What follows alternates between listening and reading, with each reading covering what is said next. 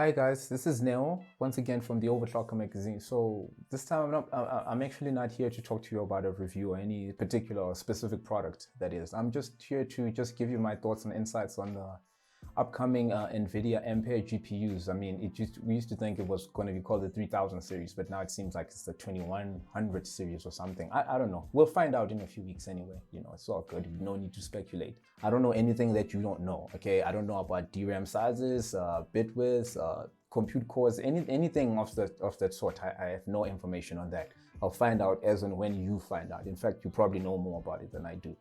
But anyway, I just wanted to share with you my thoughts on the Ampere and what I'm expecting, and just give a little bit of context of how I look at these new generational GPUs and how they're introduced, and basically anything that's iterative in the space that we are in, whether it's CPUs, GPUs, or whatever it may be.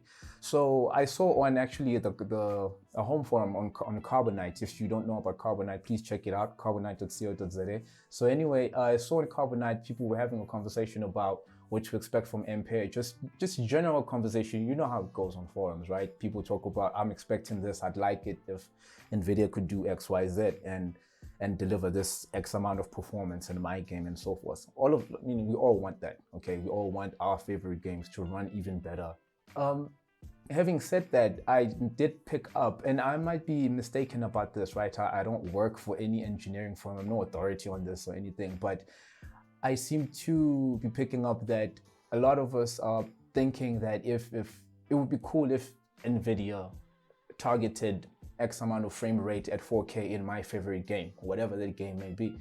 And I'm thinking, okay, that may not actually be possible, because I would imagine from what NVIDIA is targeting and from what we are expecting, those two things are not exactly aligned. Primarily because what we are expecting isn't something that you can actually engineer yourself to. And by that, I mean, there's no way for us to say, as these are engineering targets, 60 frames per second at 4K in Cyberpunk. Like that's not a target I can put down, I can design silicon around, okay?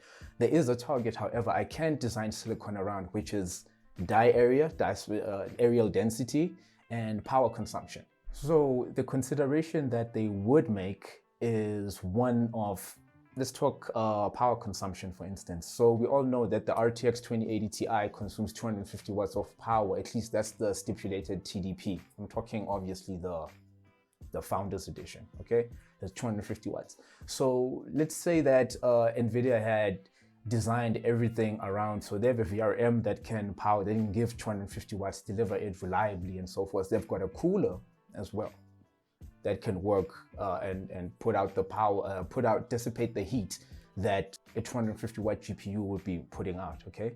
In such a context, it means that for Ampere, if they're saying, okay, we're looking for a 30% improvement, okay, that 30% can actually come about in just power. So if, for instance, the Turing GPU was 250 watts, as we said, and now Ampere can deliver the exact same performance. So at 175 watts, NVIDIA could definitely say, oh, we've made a 30% improvement on our GPU, right? In our GPU performance. And it is true, because it's performance per watt, okay? So literally, just even though they would give us the exact same, let's say 60 frames per second at 4K in Cyberpunk, okay, at 250 watts, the fact that they can do that now at 175 watts, that's a 30% improvement in performance, because how else are they going to measure performance? Performance per watt, okay? So, and the same thing applies as well when we talk areal density. So let's say, again, I'm just going to use random numbers. Let's say the RTX GPU was made on a 100 nanometer node, right? I know it's not. Is it like 12 something? But let's just, for the interest of this conversation we are having, let's say that it's 100 nanometers and the GPU happens to be 100 millimeters, okay, in 100 millimeters squared, okay? That's this area. For NVIDIA to say, okay, we want to make a 30% improvement, they could literally take that same GPU design and everything, that same 13 teraflops we spoke about when we were speaking power, but now deliver that same 13 teraflops in a package size that's 70 millimeters squared.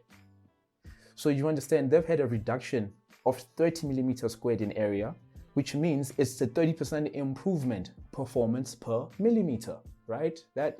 So you have, on one hand, you have performance per watt.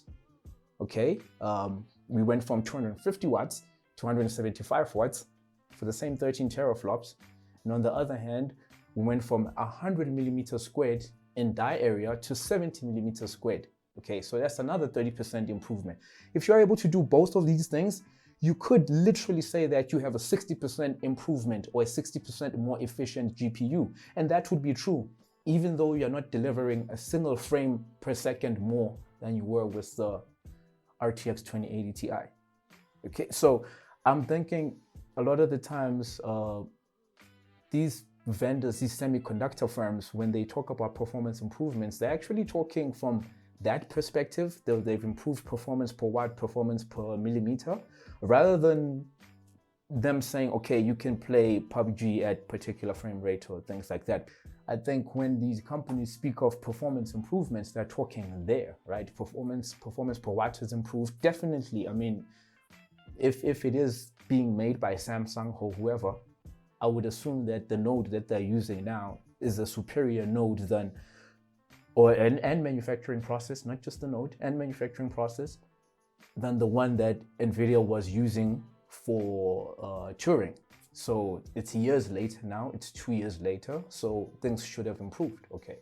So just that alone I think, plays into some of the performance gains that we've been hyped about or that we've been getting excited about, including myself.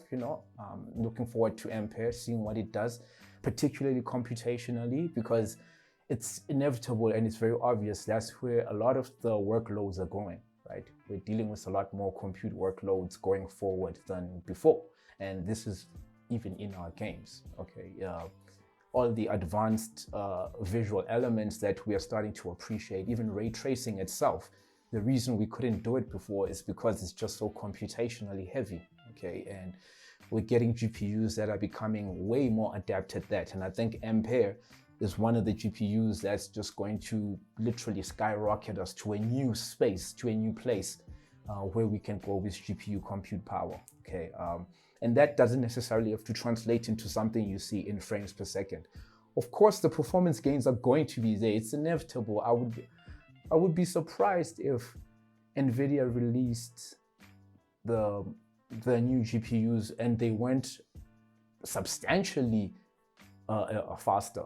Anyway, let me know what you think below, guys. Remember to share, like, subscribe, and I'll see you on the flip side. Take care and peace.